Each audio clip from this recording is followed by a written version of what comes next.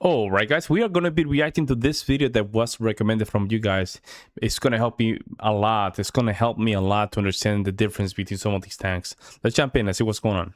Answer to modern armored warfare. Introduced in the early 1980s, it combined three decisive elements: firepower, mobility, and protection. At its core, a 120mm smoothbore gun, capable of defeating the most advanced armor of its time. Supporting it, advanced fire control systems, thermal imaging, and precision engagement even at long range. Its armor, a layered composite with depleted uranium inserts, nearly unmatched in defensive strength, resistant to most anti-tank weapons when it entered service.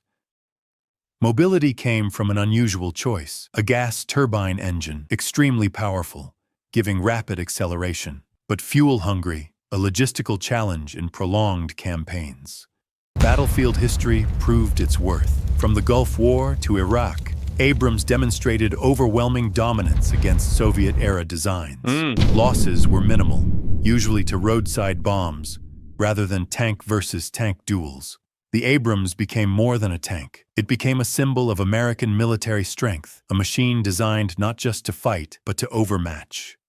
Leopard II, the Germany's flagship battle tank, and one of the most respected designs worldwide. First introduced in the late 1970s, it evolved from lessons of the Cold War.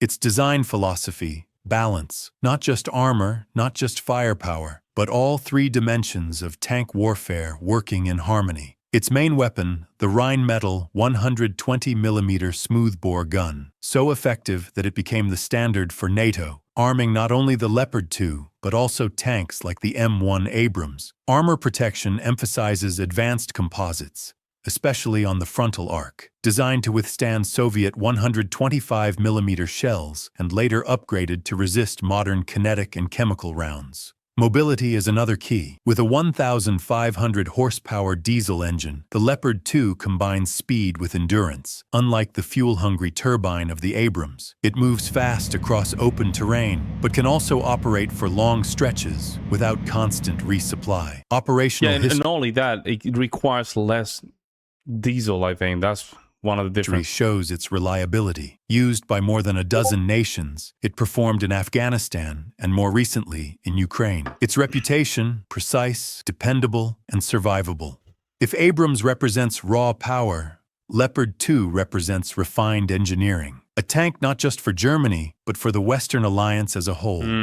The Challenger II, Britain's main battle tank, designed with one priority above all: protection. Introduced in the 1990s, it carries the famous Dorchester armor, an advanced evolution of Chobham composite. In combat, this armor has proven nearly impenetrable. Challenger IIs have survived direct hits that would have destroyed most other tanks.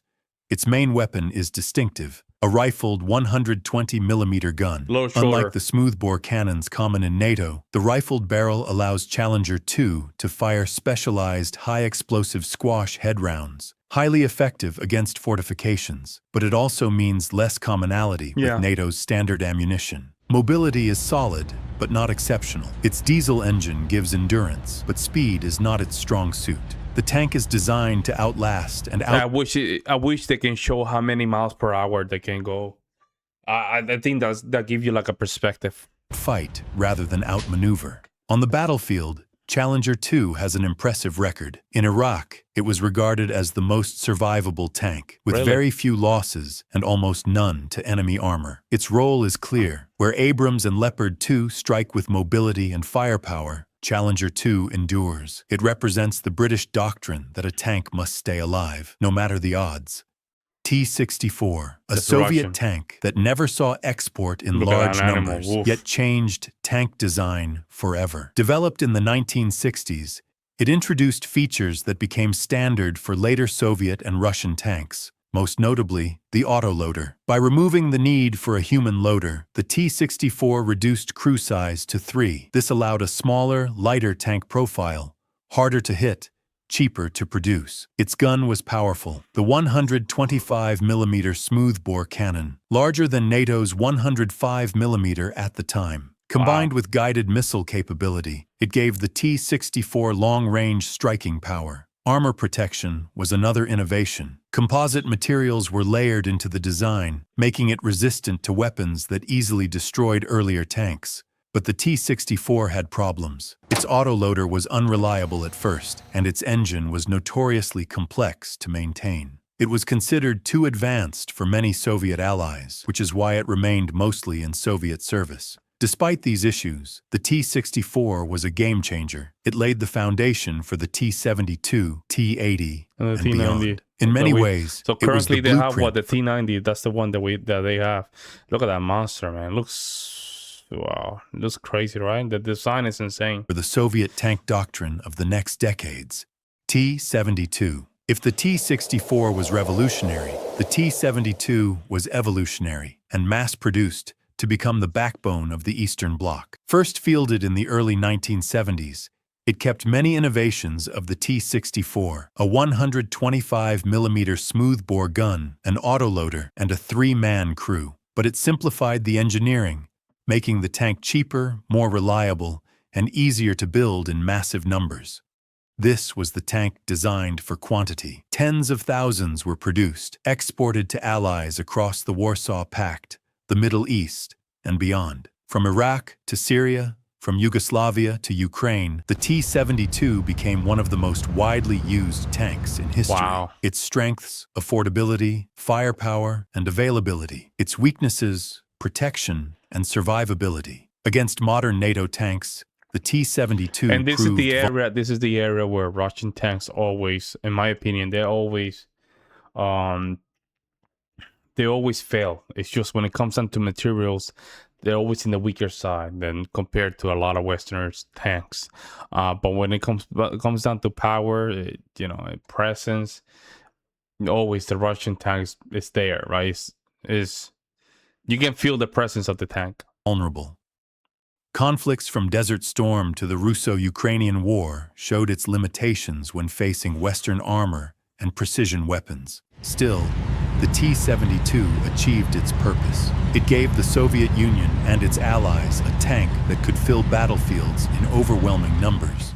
It was never the best, but it was always there. T-80 and T-90. Ooh. The Soviet attempt to push the tank design of the Now they have the machine guns on T-64 top. and T-72 into a more advanced direction. Introduced in the late 1970s, it was the first Soviet tank with a gas turbine engine. The idea matched NATO's speed and mobility with rapid acceleration and high power. But like the Abrams, it came with a cost: enormous fuel consumption. Come on. In prolonged operations, logistics became a nightmare. The T-80 retained the 125mm smoothbore gun and autoloader with upgraded armor and fire control systems. It was meant to be the elite spearhead tank, but its performance in Chechnya revealed weaknesses. Wow. Poor tactics and lack of crew training led to heavy losses, tarnishing its reputation. Then came the T-90. Emerging in the 1990s, it was essentially an evolution of the T-72 design, improved with modern fire control, better armor, and active protection systems. Cheaper and more practical than the T-80, it became Russia's primary main battle tank. Today, the T-90 remains the backbone of Russian armored forces, And they're still with using it. upgrades like the Yeah. T-90M. Meanwhile, the Yeah, they're still using it. They're still using it. And I think the Ukrainians, they managed to capture a couple of them, and they show the interior, and it has that old school. They have some of them, right? Not all of them. They have that old school kind of design.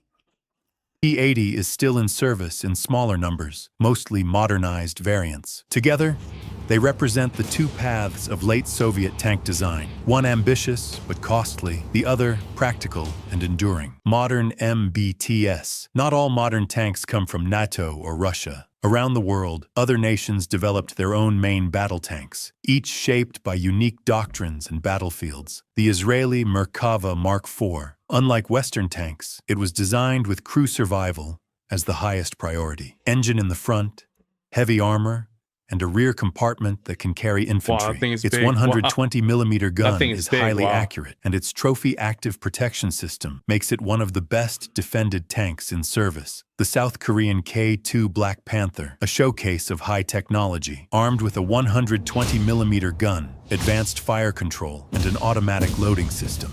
It features hydropneumatic suspension, allowing it to kneel or tilt for better firing positions. Expensive, but one of the most advanced tanks ever built. The Chinese Type 99, China's answer to Western and Well, it's Russian almost the T99 is almost like the T90. Very similar. MBTs, combining a 125mm gun with modern armor and electronics. Wow. It represents the modernization of the People's Liberation Army. While less battle-proven than Western tanks, it demonstrates China's growing armored capability. These tanks show how the main battle tank is still evolving. Different designs, different philosophies, but one purpose: to dominate the battlefield in the age of modern warfare. SAS. The Special Air Service, or SAS, was born in the deserts of North Africa during World War II. Instead of fighting head-on, these soldiers struck behind enemy lines, sabotage missions, ambushes, and daring raids against German airfields. Their motto, "Who dares wins," became a philosophy. After the war, the SAS shifted to new threats. In the 1950s, That shit makes no sense. That phrase makes no sense. Well, there you have it. There you have it, guys. I think that's a lot of information. That cleared a lot of my doubts. But clearly each tanks have their own. My conclusion is that some of these tanks, they have their pros and cons, and some of them they need to have more experience. Especially, I'm talking more China and Korea. They need to have more experience to have the feedback. Russia already went through that. Germany already went through that.